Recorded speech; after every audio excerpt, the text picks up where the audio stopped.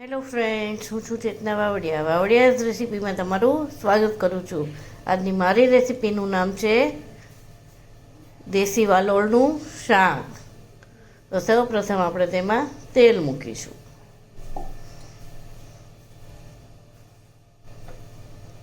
થાય એટલે આપણે 2 થી 3 લસણની કળી ઝીણી ઝીણી સમારીને નાખવાની છે.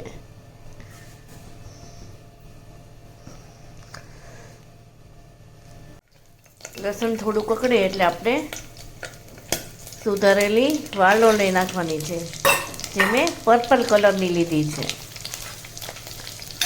હવે આપણે તેમાં ઝીણું સમારેલું ટમેટું નાખવાનું છે. લાલ મરચું, હળદર, ધાણા જીરું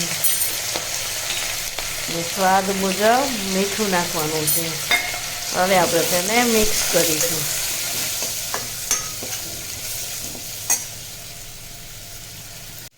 તેમાં આપણે થોડું પાણી લેવાનું છે. હવે આપણે તેની 2 સીટી વગાડી દઈશું.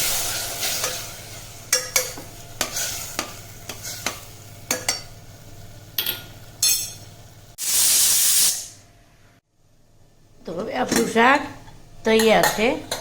આપણે તેને સર્વ કરીશું. તો હવે આપણું શાક તૈયાર છે.